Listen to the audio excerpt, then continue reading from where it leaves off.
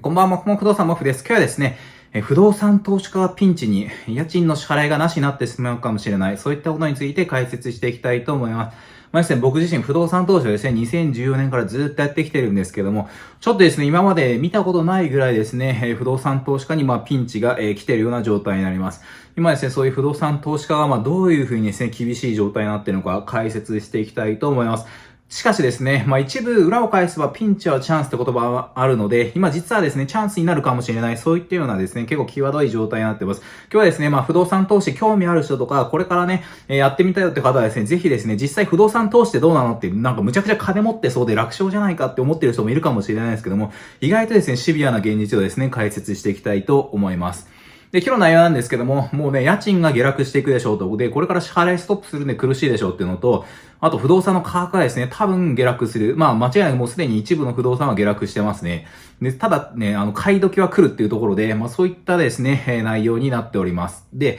まず最初に家賃が下落する。またですね、支払いが不能になってしまう。そういった人が増えるっていうことについて解説します。これ不動産投資って、結局何かっていうと家賃をもらうんですよね。入居者さんから。ってことは、家賃が下落してしまうと、売り上げが一気に下がってしまったりとか、家賃が、支払えなくなると、不動産投資が非常に困ってしまいます。で、今もうコロナの騒ぎでですね、全然お店開かないだとかですね、いろんな問題が出てきていて、景気がですね、一気に後退していくと。で、これから、間違いなく、経済はですね、悪い方向に進んでいくし、GDP とかですね、雇用統計アメリカのとかいろんな数値が出てきてるんですけれども、もうね、見たことないようなね、今まで、こんな数値っていうぐらいのがね、バンバン出てきてます。株価は上がってるんですけども、実際のリアルの景気としては、これ皆さんどうですかね。本当にこんなに人いないのって思うようなところもね、一部ね、東京でも人いるとこあるかもしれないんですけども、ディズニーランドがずっと閉まってたりとかですね、こんなこと今まで生まれてきてないですよ、僕自身。40年近くなりますけれども。で、そういったことでですね、家賃が下落するっていうことで、そうすると家賃保証とかね、入ってるからなんとかしのぐんですけども、でも退去してしまったりとかすると、今後、家賃が入らなくなると。で、さらに、工場とかで今生産ストップしてますよね、トヨタとか自動車とかが。そうなってくると、派遣切りっていうのがね、あったりします。で、前のリーマンショックの時とかは、本当工場が撤退とかですね、あって、で、工場の周りのね、一気に需要がなくなったってあるんですよね。で、恐ろしいことに、家賃がですね、2000円2000円ですよ、家賃が。2000円まで下がったとかあるんですよ。これ大分のね、とある部分でですね、とある工場が撤退して、家賃が2000円ですよ。どうあがいても赤字ですよね。で、2000円にしても入らないんですよ。っていうところで、こういった事態がですね、これから起こりそうだっていう。で、リーマンショックの時は起こったってことですね。例えばトヨタのあたりで、家賃が2万円ぐらいまで下落、2万5千円ぐらい下落したとかですね。それが今だとね、5万いくらまで上がったとか言ってるんで、そういう本当需要と供給が崩れると、本当バランスがですね、一気に崩れるんですよね。そういう僕らも経験したことないようなことが来そうだっていうことで、非常にね、家賃が下がると不動産投資厳しいですと。で、なんで厳しいのかってちょっとね、簡単に説明しますね。これ、本当モデルケースなので、ざっくりイメージでもうちょっと詳しく知りたい人は再生リストを見てほしいんですけども、1億2000万の物件で、家賃がですね、1200万円、毎月入ってくるよみたいな、そういうイメージですね。で、これ利回りって言うんですけども、これ割り算して、利回り 10% の利回りですよ。大体これぐらいかなっていう感じですね。で、大体月100万円ですよね。年間1200万円なので、月100万円入ってきてて、で、大体、例えば、家賃からですね、その銀行から借りて、1億2000万買えないので、不動産投資がほとんど銀行から借りてるんですよ。で、これがね、丸々残るわけではないんですよね。そっから、例えば、50万円月々返済しますよっていうケースを考えます。これ大体返済比率って言って、借りてる額からどれぐらいですね、家賃に対してどれぐらい何%ぐらいでですね、銀行に返済してるかっていうのを比率を出すんですけども、50% ぐらいが標準かもしれないですね。人によってはね、30%、40% とかで借りてる人もいますし、厳しい人だと 70% とかね、70万返済しないといけないとか、そういう物件の買い方とか融資の期間とか全然よって変わるんで、仮に 50% としましょうと。で、そっからですよ、さらに管理費、税金、保険、水道、光電水、退去したら修繕費、広告費、リフォーム費用などでですね、いろいろかかりますと。これ平均して、経費2割とか言ったり、一般的にはするので、20% ぐらいで20万ぐらいだとしましょうと。で、それで、どうなるかっていうと、年間、その手残りベースとしてはですね、だいたい、すげえざっくり計算なんですけども、100万円から50万円と30万円引くんで、20万円引くんで、だいたいですね、30万円ぐらい残るかなっていうところですね。で、これが月30万円残るってことなので、年間ですね、360万円ですね、残りますってことですね、ぐらいになります。で、これ、比率としてはですね、だいたいキャッシュフローで、これ1億2000万の物件買って、360万残るよってことで 3% ぐらい残るっていうので、これね、すごいいいって言われる物件ですね。これもっと低くて 2% のね、240万ぐらいの時がね、2017、8年ぐらいは標準とか言われてた時代もあったりするんですけど、これちょっと計算いろいろあるんで、細かいことは置いておいて、これぐらいのイメージですよと。でも何が知ってほしいかっていうと、結構返済、これ1200万円って言っても結局残るのはね、360万ぐらいしか残らんよと。で、いい方ですね、これ。これぐらいしか残らない。これで不労所得とかいうよりも、なんかあるとですね、例えば雨漏りして200万吹っ飛んだとか言うとほとんど残んなくなっちゃう。そういう結構ですね、薄い利益を取ってると。ただ返済は進んでいくってことですね。で、家賃が例えばね、7割空室になっちゃったらどうなんのってことで、今までね、100万円の家賃入ってきたけど、空室がですね、3割、空室がなると、その30万円残りますよってことですよね。100万円の時に30万円残るんですけども、これ7割で3割空室ですね。3割空室になったら、家賃が70万円になってしまうんで、そうすると、0円、もう手元に残らないよってことですね。ふうになってしまうと。なので、本当に家賃がね、下がっていって、さらに空室が増えていったりとかすると、もうすごいピンチになるっていうことですね。もしこれしか収入がなかったりとかすると、本当お金がですね、どんどん出ていってしまうとか、そういった事態になってしまうと。で、本当レバレッジをかけまくって、手元に現金がないのに、買いまくってる人ですね。手元に、例えば5000万しかないよっていうのに、物件をですね、20億とかぐらいの物件持ってたりとかすると、これ一気に辛くなるケースですね。その手元現金に対してどれぐらい返済があるかとかね、その辺で結構変わってくるんですけども、そういう風に結構不動産投資って、楽な商売に思われがちなんですけども、意外とね、みんな借金を持ってますと。で、そういった中でなんとか返済してですね、ちょっと淡いこの上積みじゃないですけども、淡いところをですね、ちょっと使って、で、さらに次の物件買ったりとかしている。そういう状態なんですよね。そういった状態にもかかわらず、これ今大阪知事がですね、例えばもうテナントの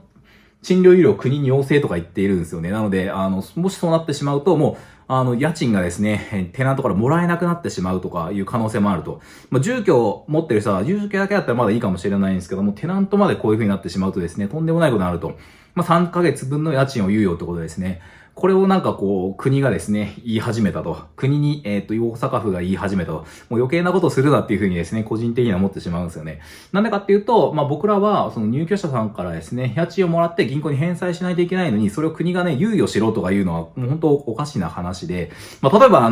食べるものないからね、無銭飲食させてやれっていう、そういうツケでね、3ヶ月やってくれとか、そういう要請をするようなものなんですよね。なので、本当にお金がないからっていうだけで、その大家に対して、不動産投資家、賃貸業に対して、こういう猶予を出せっていうのはですね、本当論外というか、やめてほしいっていうところですね。で、なんで親を持たないといけないのかっていうところで、本当これは、とんでもないことだと思う。で、例えば大阪府がね、3ヶ月貸してやればいいじゃんとかね、そういう風なレベルなんですよね。例えばこの知事がですね、自分の金でね、3ヶ月分を全員に出してやるんだったら全然いいんですけども、そう人のお金をね、勝手にこの、市民っていうか、一市民のお金を、当てにして、そういう対策するって本当ね、おかしな話だと思ってます。なので、今言った図をすると、このお店がお金払えない家賃をですね、不動産投資家に出していって、で、それで、不動産投資家は銀行に返済すると。で、銀行に返済するってどういうことかっていうと、この物件をですね、担保に入れてるんですよね。だから、実際にこの物件を抵当権に入れてるんで、抵当権、担保に入れてるんで、なんかもしここ返済できなくなると、これ奪われるんですよね。売却されちゃうっていうところがあって、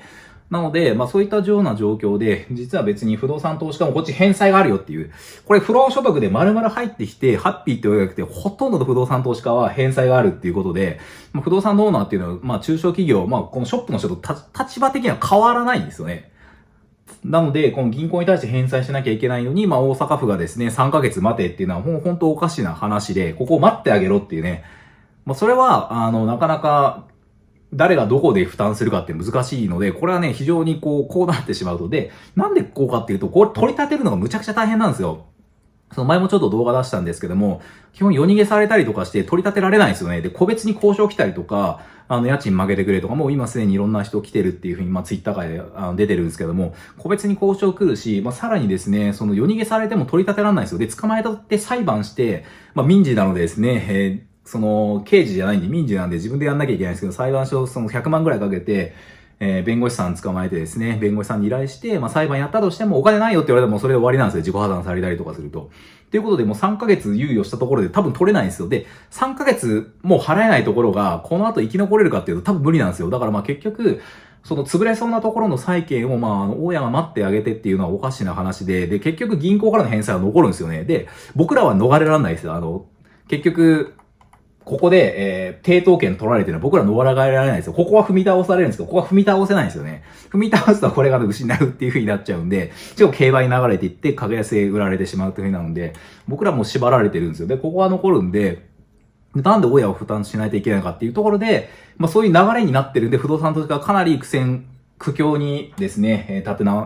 陥ると。なので、例えば、ここのショップが厳しかったら、銀行から融資してですね、3ヶ月融資してあげるとか、それだったら全然いいんですよ。全然。すぐに融資してあげるとかですね。例えば、この知事が自分のお金ね、自分の全財産を3ヶ月貸してやるとかだったら全然 OK なんですよ。それ自分のお金だから。ただなんで不動産投資家に3ヶ月待ってやれって、それ取り立てることもできないので、だから自分がそういう覚悟を持ってほしいですよね。全財産の給料を、配ってですね、3ヶ月大阪府の人に配って貸してあげてほしいですよね。それで、やるんだったらまずわかるんですよ。なんで大家側がまず持ってくるかっていうんで、これね、ほんと理不尽な話で、ありえないと思ってます、僕らは。ちょっと非常にですね、許せないというか、そういう提案。で、不動産投資家も、こっちビジネスを自分らでビジネスやってるんで、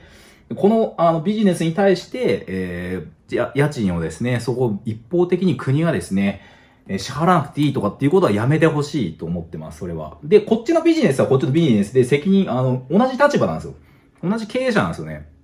なので、その同じ経営者の土俵で経営しているにもかかわらず、一方的にその不動産賃貸業が幸せを食らうっていうのは本当やめてほしいですね。これありえないと思ってます。むちゃくちゃ今強く言ってるんですけども、これ厳しいですね。で、なんでかっていうと、繰り返しですけど、返済があるからですね。で、これはストップできない。で、こっちはいくらでも止められるし、容認されたらもうそれで終わりになっちゃうっていうところあるんで、だから本当に、もし、店畳まないといけないんだとしたらもう本当畳んでもらって、次の業者さんっていうか入りたいところに入ってもらって、それで、お店をできるですね、業者に入ってもらうっていうのはありだと思います。で、大家側が、この経営に対して、大家側が潰れると困るから、家賃を負けてあげますよっていうのは全然ありだと思うんですよ。それはお互いの交渉なので。もう自分自身もその家賃半年とかですね、タダにしてあげるよとか、そういう交渉全然今してるとか、いろんな不動産投資家は独自に、その、田中さんっていうかその入居者さんに対してですよ、いろんな交渉してですね、家賃下げるよとか、それで交渉して、やってるんですけど、それを一律国がですね、3ヶ月待ってくれとか言い出すと、本当おかしなことになるんで、全然、親側は親側でうまく、もちろん潰れてもらうと困るので、対処はするんですけれども、国からですね、そういうことは言ってほしくないと思ってます。これはなので同じ立場であるんですね。同じ経営者なので。だからこのショップが潰れそうで厳しいんだとしたら、ちゃんと融資をしてあげたりとか、給付金をあげるっていう、そっちが先で、ここを待ってやれっていう法案を出すっていうのは、おかしな話だと思ってます。むしろこっちなくしてくれんだったら別にいいですよ。こっちもなくしてもらって。こっちも踏み倒せんだったらいいですよ、全然。返済を。3ヶ月分返済なくしていいよとかね。そういう話であれば全然いいですけども、そうじゃないですよ。こっちは支払いは全部残ってるんで、非常にですね、そうやられるとですね、不動産投資家はむちゃくちゃ厳しいってことで、そういう流れでピンチがですね、かなり来てると。で、それ、今テナントの話だったんですけども、そうじゃなくて、実際にですね、家借りてたりだとか、あと本当に家買ってて住宅ローンがあるっていうね、そういった方もかなりね、気をつけた方がいいと思います。これですね、加藤先生とかYouTube で出されてるんですけど、弁護士の加藤先生が、住居確保入居金の制度が、給付金の制度が4月20日に改正されますってことで、もし家賃が払えなかったりとかね、月の収入が12万円以下になった人で貯金50万円以下なら、4、5万の家賃を最大3ヶ月間国が代わりに支払ってくれるっていうのがあるらしいので、これね、詳細欄貼っとくんでよかったら見てみてください。本当給料もね、払えないっていう制度が、人に関してはこういう制度があるっていうので、この収入激減で家賃が払えないときどうすればいいかっていう動画をちょっと見てみてください。あと他にもね、さっきちょっと夜逃げの話したんですけど、夜逃げして、片付けたら訴えられたりとかですね、結構賃貸契約って入居者さん有利になってるんで、かなりですね、踏み倒されるとすごい厳しい状態にただでさえなってますね。で、あと住宅ローンの返済についてもかなり注意が必要で、これ支払いが遅れてしまうと、今金利がですね、ちょっと安くなってるケースが、ほとんどの場合優遇金利っていうの、適合されてるんですね、住宅ローンの。なので、もし、その、支払いが遅れてしまうと、優遇金利なくなってしまう可能性があるんで、本当に気をつけてください。で、例えば、ちょっとこれ、後で紹介しますけど、現代で、0.55% から 3.15% にですね、優遇金利なくなると、一気に金利上がってしまう可能性があるので、支払いできない場合は、ちょっと早めに相談したりとかした方がいいと思います。で、その場合、月々ね、10万円から15万円ぐらいに上がってしまうケースもあるようです。で、これ現代の、コロナショックの住宅ローン破産で恐ろしすぎる現実っていうと、記事があるんで、詳しく見てみてください。詳細欄貼っておきます。で、そういった中で不動産の価格もですね、下落しそうっていうことで、非常にですね、不動産投資が厳しい状態にはなってますと。なんでかっていうと、今銀行の融資がですね、出なくなりつつあって、不動産ね、現金で買う人がいないので、銀行がですね、不動産融資しないとやっぱ物件買えないっていうのがあるんですよね。で、今までは低金利で、融資をですね、結構出してくれたから、バンバン買えたんですけども、それが銀行がですね、こういうご時世なので、融資をですね、出しにくくなったりとか、今もうコロナのですね、融資とかで、てんやわんやしてて、不動産の融資後回しにされたりとか、もちろんしてますと、優先度があるので、で、そういう風になると、不動産のですね、価格が、下がってくると。なんでかっていうと、融資出なくって売れなくなってくるってことで、今銀行もこういった経済状況なので、融資した後に、その人が返済できなくなったら困ってしまうっていうのがあるんで、リスクがある状態の時は、融資しにくくなったりとかっていうんで、多分下がっていくでしょうっていうところがあります。で、さらに、外国人ですね。今もう本当外国人もう日本から姿を消してると思うんですけども、そういう世界的に景気が後退している中、外国人需要がですね、ものすごいなくなってきています。で、外国人がやっぱ買わなくなるとですね、中国の方とか、アメリカの方ですね、そうすると富裕層向けのですね、高い物件とかが売れ残ってくると。で、賃貸も、例えば証券会社とかですごいですね、ヘッジファンドとかで数千万円もらってるような人たちが、住んでるようなですね、高級住宅地も多分埋まらなくなってくるんで、家賃も下がってくるっていうところで、不動産の価格の原因のね、要因にすごいなってくると思います。今まで中国の方はね、買いまくってくれたりとか、いろいろしてたんですが、多分これからですね、若干そういうので下がってくると。で、またですね、さらに建築業界とか今多分打撃を受け始めていて、今、前回紹介しましたけれども、便器がですね、入ってこなくって中国で生産してるんで、そこでリクシルとか生産ストップされてるみたいで、便器が入ってこないんで、家をですね、作って引き渡しできないとか、いろんなですね、ネジがないとか、いろんなところがですね、問題で新築がですね、遅れてるっていう報道が出始めてますね。これもしかしたらもう数ヶ月後にですね、もっともっとでかい問題になるかもしれないです。家を引き渡せられないのにローンが発生したとかですね、住めないのにお金取られるとか、そういう話になってきそうな気はしますね。この後広がりそうです。ちょっとまだわかんないですけども。で、あと土地の仕入れをですね、不動産業者が辞めたとかいう情報も、これ、まだ、そんなに表になってないんですけども、辞めたっていうのもないですね、噂レベルで飛び交ってますね。あと最近、今日ですね、清水建設が、7都道府県ですね、7都府県か、で工事中止しましたって、コロナの関係で、亡くなられた方がいたので中止しましたってことで、そうするともう建築は進まないってことで、いろんな、それにね、建築進まないとなると、いろんなそのコンクリートメーカーとかですね、部材メーカーとかいろいろ波及しますよね、大工さんとか、そういう、本当に清水建設ぐらいもう超巨大、で、そこからね、下請け、孫請け、みたいなね、ずっといっぱいそういう発生するので、もうすごいとんでもない事態になりそうですと。で、やっぱ業者さんが不動産仕入れなくなるとやっぱ価格が下がっていくってことで、かなり下がっていくでしょうっていうところですね。で、下がるとなんで困るかっていうと、融資、借金に対して売却の価格が下がってくると困ってくるんですよね。で、これもね、不動産投資家はすごい苦しいところだと思うんですけども、例えばさっき出たね、1.2 億円の物件を、1.2 億円の融資を受けましたよっていう風になったとしますと。で、そうなった時に、例えばね、空室が増えてきたから売りたいとかなったとしても、もうその時にはもう空室増えてるから、価格下がるんですよね。どうしても空室が多いと。あと家賃が下がったりとかですね、物件の価格が融資出ないよっていうともう下げざるを得ないですよね。で、例えば、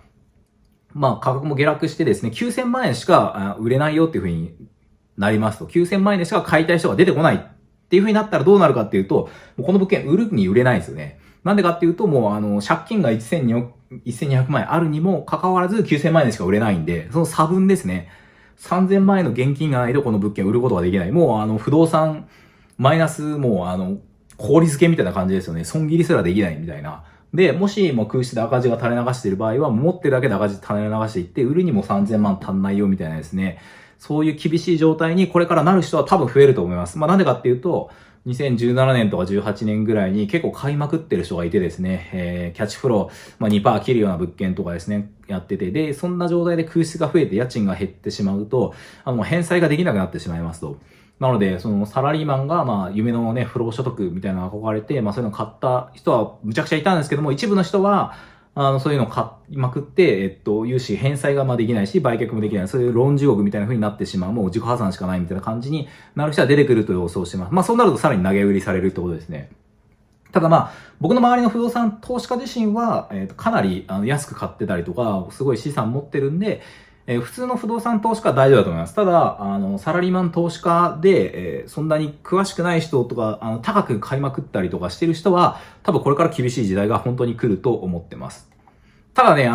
悪い話ばっかりじゃなくて、ピンチはチャンスって言葉もあって、意外と買い時が来るなっていうのは、まあ、今不動産投資家の共通認識ですね。で、まあ、例えばそういうリーマンショック後ってね、買い時って言われてました。まあ、あの時はね、こんな値段でこんな物件売ってたのみたいな風に、振り返ってみるとそうなると。で、まあ、当時、まあ、まあ、今、高く買いまくって、2、3年前に高く買いまくってた人がですね、破綻したりとかするんで、まあ、融資も出ないしっていうんで、どんどん価格が下がっていきそうなんですよね。つい投げ売りが出そうなんで、まあ、そういうのをうまく拾えればですね、不動産投資家として、まあ、将来ですね、値上がった時にうまく利益が出そうってことですね。現に4月に入って、すっごい価格下がってるんで、これから買い時が来るかなと思ってます。安く、まあ、物件を仕込むチャンスだよってことですね。まあ、結局、リーマンショックの時は、買いたくても怖くてみんな買えなかったらしいんですよね。やっぱ、その当時のことを、当時買いまくってた、買ってた人の話を聞くと。で、まあ、当時、そうだけど、振り返ってみるとよかったですね。だから今安くてもですね、買ったところで、まあ、絶対ハッピーになるかっていうとわかんないですけども、振り返るとそういう風になるんじゃないか、まあ、そういう予想をしてるってことですね。ただ、まあ、見極めはすごい大事で、何でもかんでも買えばいいってわけではないので、地方とか、まあ、過疎化はですね、さらに進んでいくと思います。まあ、人口が減っていくんで、だからまあ、本当に地方でも、エリアをですね、ちゃんと見極めないと、このエリアとこのエリア、まあ、例えば、少し離れるだけでですね、全然需要違ったりとかするんで、そういう人をよく知っておかないと、苦戦すると思います。で、よく判断基準ありますかとかね、どういう物件買い時ですかとかなんか、いろいろ聞かれるんですけれども、基本的にはですね、その判断基準とかなくって、基本ね、これ一つだけなんですよ。これ費用対効果が高くですね、儲かるかどうかって、まあ、それだけですね、判断基準は、僕の判断基準は。なんかかっこいい物件かどうかとか、なんかそういうのが全然どうでもよくって、別に場所もどうでもよくって、本当費用対効果、全然苦労に対して、儲ける割合がでかいかどうかってことですよね。だからまあ、ボロボロなやつ買って、むちゃくちゃ苦労しそうだけど、その後利益はむちゃくちゃ出そうだよとかなると買うし、まあ、ピカピカで、まあ、あんま苦労かかんないけど、まあそこそこ儲かるとかですね、そういうのも、だったらも買うし、まあそういう感じですよね。で、やっぱり不動産ってビジネスなので、なんかもう、どうすれば儲かりますかとかね、この判断基準ありますかってないんですよね。本当会社、例えばサラリーマンの方だったとしたら、サラリーマンとして仕事をうまくするコツありますかみたいな、まあそういうイメージに近いですね。そんな一言で言い表せるもんじゃないじゃないですか。ジャンルもね、どんなサラリーマン仕事も違うかもしれないし、その経験年数とかね、将来のキャリアとかどうなりたいかとか、目的によっても全然違うと思うんで、似たような感じで、判断基準で儲かる物件ありますかみたいな、ないのでですね、まあそれ一歩一個やっぱ考えてですね、もう経験を積んでいくしかないんですね。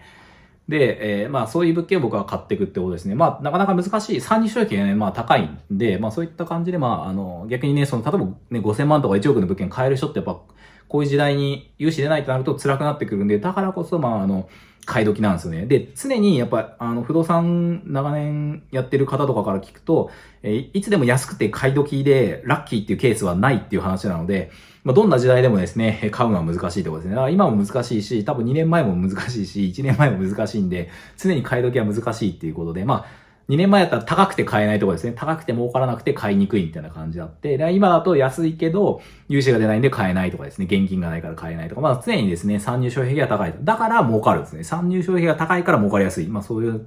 常に僕は言ってるんですけども、まあだから不動産投資をやってるんですね。で、あとリート指数があって、まあ当初のリート指数、リートの動画出したんで見てほしいんですけども、まあ不動産の投資信託があって一回暴落したんですよね。で、戻ってきたんですけども、この時一回暴落した時はね、結構ホテル系がまず暴落すごい多かったんですよね。で、まあ今こういう時代になってくると、まあそのインバウンドとかで短期的な需要とかではなくって、本当商業施設とかね、テナントとかもね、なんか非常事態宣言とかなってくるんで、そういったリードとかもね、オフィス系とか下がってくると思うんで、もしかしたらもうちょっと下がるかもなって気はしますね。まあ、ちょっとこう前回のこの動画でも紹介したんですけども、リーマンショックの時4分の1ぐらいまで下がったんで、まだですね、まあリーマンショック級だとするともっと下がるかもしれない。もうわかんないですよ。もっと上がるかもしれないですけども。なので、ちょっとまあリードはよく見ておいた方が、まあ、不動産の価格よりもね、先行して下がる場合が多いので、ちょっと注視してますね。